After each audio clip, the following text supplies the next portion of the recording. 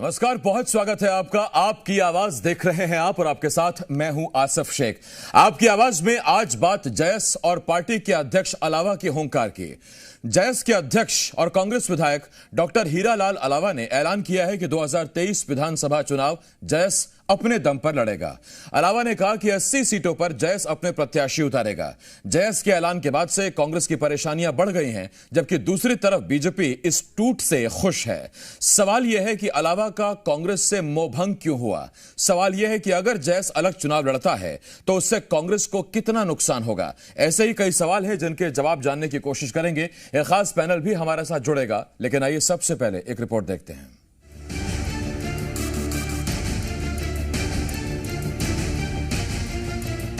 2023 में होने वाले विधानसभा चुनाव से पहले एमपी कांग्रेस को बड़ा झटका लगा है। 2018 में कांग्रेस के साथ मिलकर चुनाव लड़ने वाला आदिवासी संगठन जयस अब की बार अकेले दम पर चुनाव लड़ने का मन बना चुका है।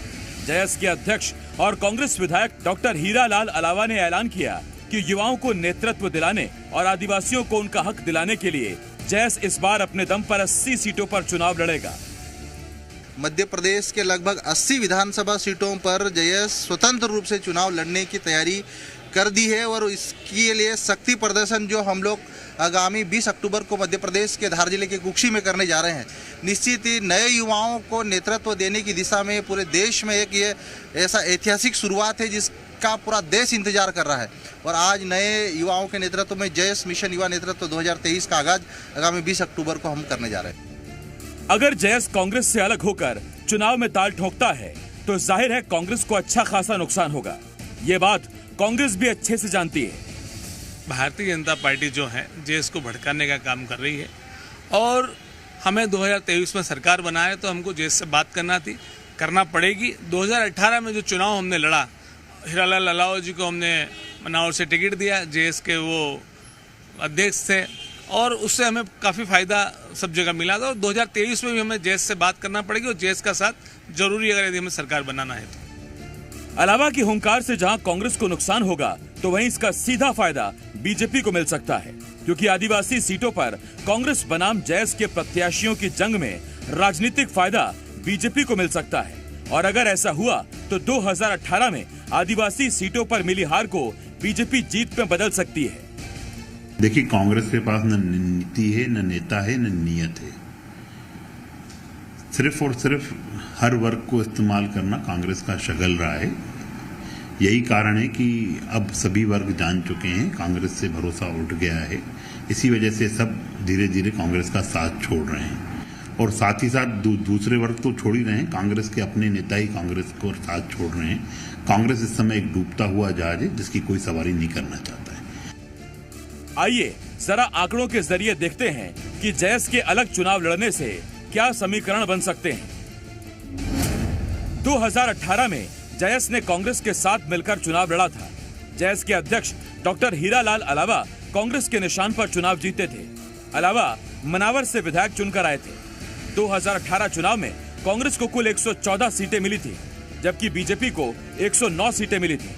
एमपी में कुल 47 आदिवासी आरक्षित सीटें हैं। इनमें से कांग्रेस को 30 जबकि बीजेपी को महज 16 सीटें ही मिली थी। इस कामयाबी के पीछे जयस का बड़ा हाथ माना जाता है। एमपी में 80 से ज्यादा ऐसी सीटें हैं जहां आदिवासी वोटर बड़ी भूमिका निभाता है। दूसरी तरफ बीजेपी ने इस बार आदिवासी वोटर्स को रिझाने के लिए पूरी ताकत लगाई है। अब देखना यह है क्या वाकई अलावा इस बार अपने दम पर चुनाव लड़ने का मन बना चुके हैं या फिर कुछ सीटें जयस को देकर कांग्रेस अलावा को मना लेगी। प्रिया पांडे के साथ प्रमोद शर्मा, जी मीडिया, भोपाल।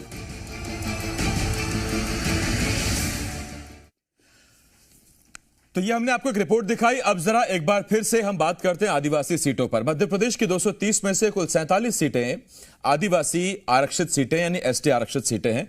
2018 में जब चुनाव हुए थे तो इनमें से 30 सीटों पर कांग्रेस ने कब्जा किया था। 16 सीटें बीजेपी के खाते में गई थी और एक सीट केदार डावर निर्दलीय इस समाज से चुने गए थे, इस सीट पर चुने गए थे। इस तरह से कुल 47 सीटें हो जाती हैं। और यह भी कहा जाता है कि जो 30 सीटें कांग्रेस के खाते में आई थी वो एंटी इनकम्बेंसी का फैक्टर तो था ही, साथ ही साथ जयस का कांग्रेस के साथ होना उसकी एक बहुत बड़ी वजह थी। लेकिन क्या जयस कांग्रेस से वाकई अलग होने जा रही है या फिर कांग्रेस मना लेगी और अगर जयस कांग्रेस से अलग होता है तो फिर कांग्रेस को उससे कितना नुकसान होगा, जिसी पर हम सवाल पूछेंगे। हमारे साथ खास मेहमान जुड़ रहे हैं। हमारे साथ बीजेपी की तरफ से राज्यसभा सांसद सुमेर सिंह सोलंकी जी हमें ज्वाइन कर रहे हैं। कांग्रेस की तरफ से विधायक पांचीलाल मेड़ा साहब धर्मपुरी धार से विधायक हैं। इसके अलावा सुरेश शर्मा जी वरिष्ठ पत्रकार हमारे साथ जुड़ रहे हैं। मैं आप सभी का बहुत बहुत स्वागत करता हूं। सुमेर जी, पांचीलाल साहब और सुरेश सर, बहुत बहुत स्वागत है आपका। सबसे पहला सवाल पांचीलाल मेड़ा जी आपसे। मेड़ा जी, मुझे नहीं पता कि धर्मपुरी में 2018 में किन फैक्टर्स ने काम किया था, लेकिन आप भी चुनकर आए थे और आप ही जैसे 29 और विधायक कांग्रेस की तरफ से चुनकर आए थे।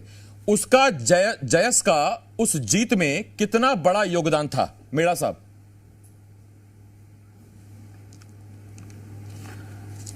धर्मपुरी विधानसभा में सर जयस के कुछ साथी है जो हमारे साथ मिलकर काम करते हैं। कांग्रेस और जयस एक साथ वहां पे मिलकर काम करती है। तो इस प्रकार से हमारा कोई आपस में किसी प्रकार की भी कोई विवादास्पद कोई बात नहीं रहती है। जब भी जयस के कोई कार्यक्रम रहते हैं, कांग्रेस के साथी हमारे जयस के साथियों की मीटिंग में जाते हैं और जो भी कांग्रेस की जब बैठकें होती, जो भी हमारे जयस के पदाधिकारी है वो हम सब एक साथ मिलकर काम करते हैं। अच्छा, ठीक। अभी मेड़ा साहब, ये भी कहा गया कि जयस की कार्यकर्ताओं की संख्या बढ़ रही है, 5-6 लाख कार्यकर्ता हो गए हैं। तो आपके धर्मपुरी में कैसी है संख्या जयस के कार्यकर्ताओं की, उनके एक्टिविस्ट की?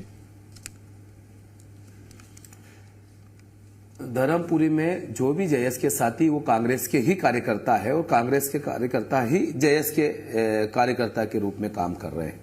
तो इस प्रकार से वहाँ अलग से वहाँ हमारे यहाँ इस प्रकार की कोई टीम नहीं है। जयस अगर अकेला लड़ेगा तो फिर क्या होगा मेड़ा साहब? जयस के खिलाफ हमारे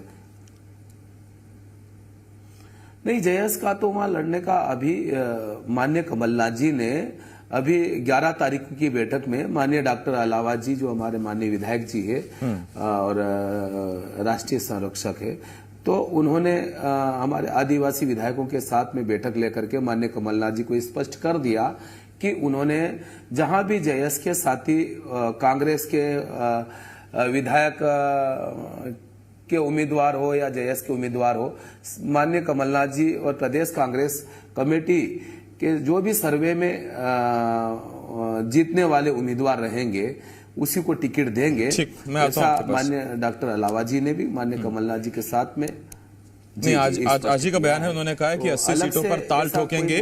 20 तारीख को कोक्षी में, आपके तो पास ही है, कोक्षी में वहां महाबैठक होगी, उस पर मंथन करेंगे। उन्होंने मांग करी है कि हमारे जो भी जयस के साथी को ज्यादा से ज्यादा जो भी जीतने वाले उम्मीदवार, जयस और कांग्रेस एक ही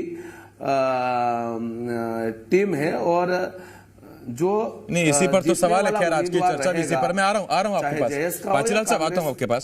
सुमेर सिंह सोलंकी साहब, कांग्रेस के मंच के माध्यम से ही वो टिकट अगर सुमेर जी जयस कांग्रेस से अलग जाता है, अगर इसलिए कह रहा हूं क्योंकि कांग्रेस इतनी आसानी से जाने नहीं देगी, एक नेचुरल सा गठबंधन बनता दिख रहा है, लेकिन अगर जयस कांग्रेस से अलग जाता है तो फिर वो नेचुरल फायदा फिर वो सीधा आप ही को मिलने वाला है, बीजेपी को। तीसरा कोई और बड़ा दल है नहीं।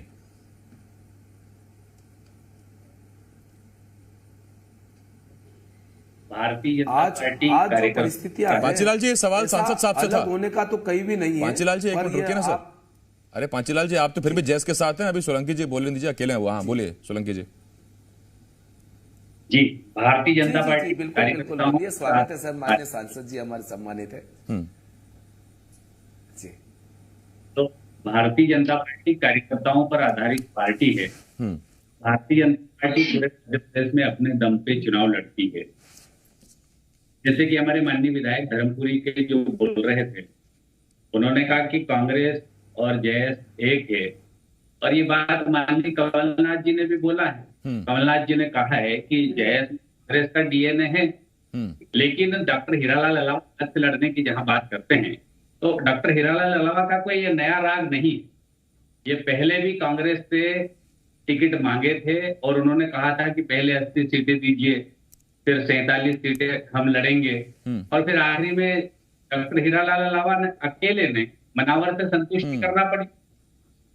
और अभी भी उसी रास्ते पे वही बात वो कह रहे हैं और जहां तक माननीय प्राचीलाल मेहरा जी जो बोल रहे हैं कि कांग्रेस और जयस एक है, तो मैं तो ये कहना चाहता हूं कि हम तो शुरू से कहते आए हैं कि जयस ने हमेशा समाज को, मेरे आदिवासी समाज को, मेरे जनजाति समाज को कहा कि जयस एक सामाजिक संगठन है। लेकिन जयस सामाजिक संगठन ने बाद में राजनीतिक महत्वाकांक्षा जाहिर की और समाज के युवाओं को गुमराह करने की कोशिश की उन्होंने, और अंततः कांग्रेस की गोद में बैठ गए और कांग्रेस के साथ विधायक बने और कांग्रेस के साथ आज भी काम कर रहे हैं। तो बीच में जब बात हो रही है कि जयस के सारे जितने भी नेता है, उन्होंने कांग्रेसी विधायकों के, कांग्रेसी नेताओं के पोस्टर लगा के पंचायत इलेक्शन लड़े। अब जो जयस कह रहा है कि हम अलग लड़ेंगे, तो वो उसकी इच्छा है, ये कांग्रेस की इच्छा है। कमाल की बात है सांसद साहब, मुझे लगा था कि आप जयस के बहाने कांग्रेस को कोसेंगे, कांग्रेस पर निशाना साधेंगे, लेकिन जयस पर आपके वार, आपकी टिप्पणी ये बताती है कि शायद ना तो जयस अभी बीजेपी में इंटरेस्टेड है, ना बीजेपी जयस में इंटरेस्टेड है। भारतीय जनता पार्टी अपने दम पे चुनाव लड़ती है। भारतीय जनता पार्टी कार्यकर्ता आधारित पार्टी, उसका अपना केडर है और भारतीय जनता पार्टी का प्रत्येक कार्यकर्ता राष्ट्र हित में काम करता है। और मैं ये भी बता देता हूं कि भारत राष्ट्र को महान बनाने के मिशन का नाम है भारतीय जनता पार्टी। भारतीय जनता पार्टी जो देश हित में काम करने वाले लोग हैं, उनको निरंतर अपने साथ जोड़ रही है। ऐसा नहीं है कि हम नहीं जोड़ रहे। भारतीय जनता पार्टी तो सबका स्वागत और अभिनंदन करने के लिए तैयार है। बस ये है कि उद्देश्य पवित्र होना चाहिए, उद्देश्य राष्ट्रहित होना चाहिए, उद्देश्य लोकहित होना चाहिए और उद्देश्य कुल मिला के देश को स्वर्णिम भारत बनाने की दिशा में होना चाहिए। भारतीय जनता पार्टी मूल्यों पर आधारित राजनीति करती है। भारतीय जनता पार्टी सिद्धांतों पर आधारित राजनीति करती है, न कि भारतीय जनता पार्टी किसी फूट डालने में या किसी और मामले में रुचि रखती है। ठीक, मैं इस पर जरा आऊंगा आपके पास, इस पर पूछूंगा जरा मैं इस पर आपके पास। सुरेश सर, तो ये जयस की अलावा साहब की महत्वाकांक्षा आपको दिखती है, राजनीतिक महत्वाकांक्षा, या कांग्रेस को ये धमकी दिखती है आपको एक बार्गेनिंग करने के लिए कि ठीक है इस बार कम से कम कुछ सीटें दीजिए, पिछली बार एक ही सीट दी वो भी अपने निशान पर लड़वा लिया, कहने को राष्ट्रीय संरक्षक हैं, अध्यक्ष हैं जयस के, लेकिन हैं कांग्रेस के विधायक?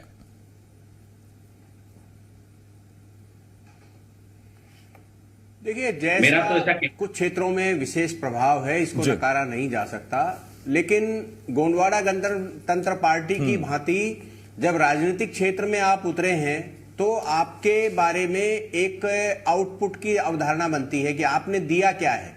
तो 5 साल के कार्यकाल में कमलनाथ जी ने जयस के व्यक्ति को मंत्री नहीं बनाया।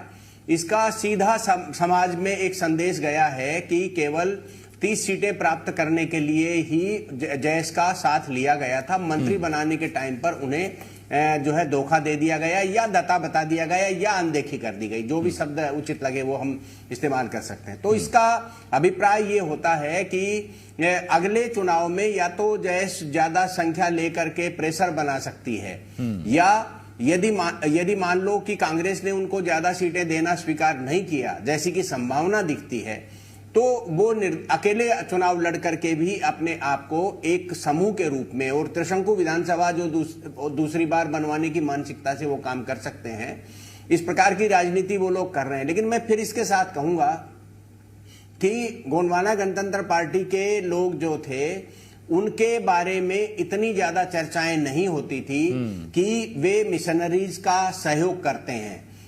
अलावा के साथ ये बात जुड़ती है कि वो जिस भी इशारे पर, जिस भी दबाव में या जिस भी लालच में कुछ करते हैं, ये एक संदेश जाता है और इस संदेश को या तो स्थापित किया गया है या वास्तविकता है, जो भी है उसमें जयस को सीधा नुकसान होता है। नहीं तो सुरेश सर, आपको लगता है कि वाकई जयस का जनाधार इतना है कि वो त्रिशंकु विधानसभा करा दें, हंग असेंबली करा दें, इतनी है ताकत आपको लगता है अभी?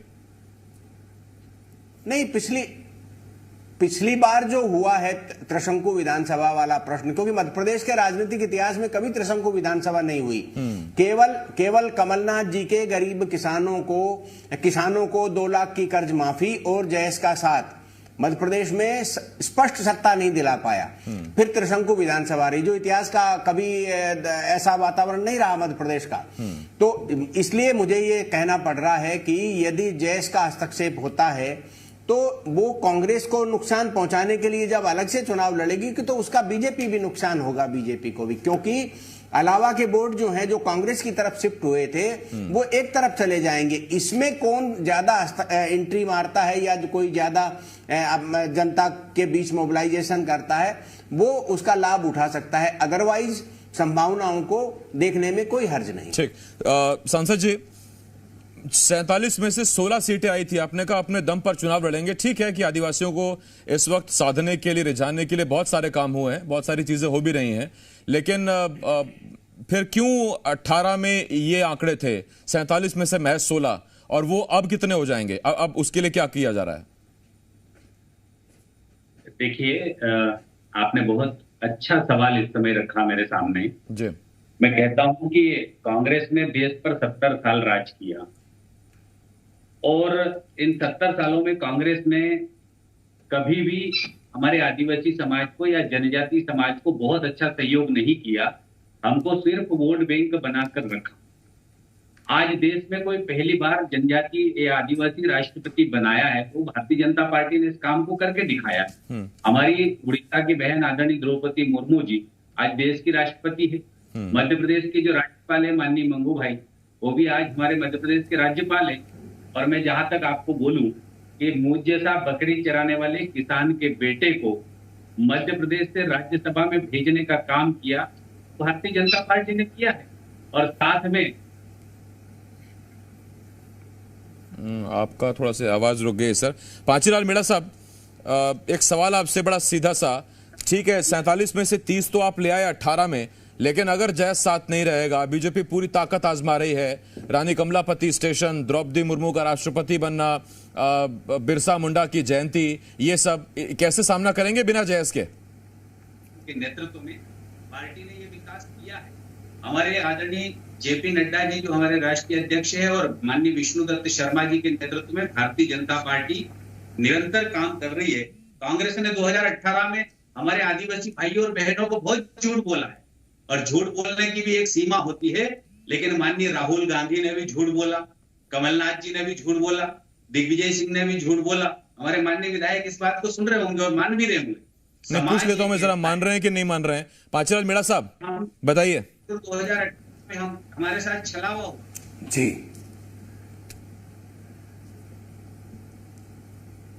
बिना जयस के 18 वाली कामयाबी कैसे दोहराएंगे मेड़ा साहब? बेरोजगारों को झूठ बोला गया। जी सर, आवाज। बिना जयस के 2018 वाली कामयाबी कैसे दोहरा पाएंगे?